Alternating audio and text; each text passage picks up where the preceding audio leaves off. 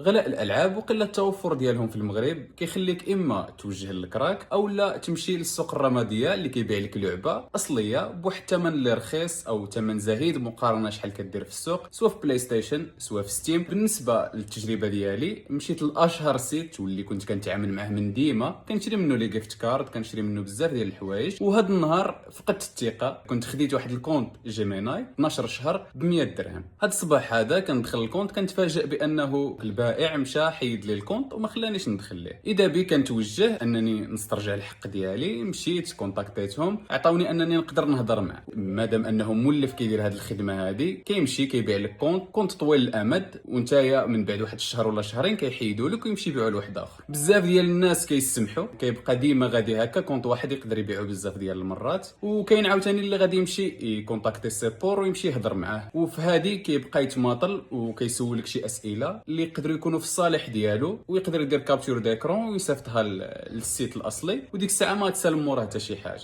انا كنهضر في حالتي شريت كونت ب 100 درهم. كاين بزاف ديال الحوايج وبزاف ديال الالعاب اللي كيبيعوهم من ستيم كيوصلوا حتى ل 40 دولار 30 دولار، واللي في ستيم في الاصل دايرين واحد 70 ولا 80 دولار. كتمشي تخلص ديك 30 دولار غادي يخليك تفوت به واحد الشهر ولا شهرين وغادي يقلع حالك، وغادي تفوت من واحد البروسيس طويل وما نعرفوش تقدر ترجعها او لا. فلهذا كنقول لك فكر جوج مرات قبل ما دير اي خطوه.